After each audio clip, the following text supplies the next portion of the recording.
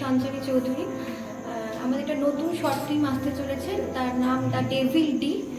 একটা খুব সুন্দর একটা গল্প, আশা করি আপনাদের সকলের খুব ভালো লাগবে। এই গল্পটার লেখক হচ্ছে চঞ্চল মণ্ডল এবং আমাদের একটা অনেক বড় টিম রয়েছে, তারা আমরা খুব ভালো খুব পরিশ্রম করে কাজটা করেছি পুরো। যখন প্রথমে এটা কলকাতা অনুছবি চলচ্চিত্র উৎসবে রিলিজ হবে, আপনাদেরকে অবশ্যই পাশে থাকতে হবে এবং এতদিন আমাকে সবাই যে চরিত্রে দেখে এসছে, একটা অন্যরকম চরিত্রে সবাই আমাকে দেখতে পাবে।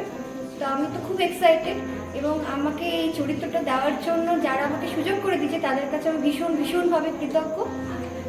আপনারা সবাই অবশ্যই পাশে থাকবেন, ভালো করে দেখবেন, আপনাদের ফিডব্যাক জানাবেন কেমন লেগেছে আপনাদের।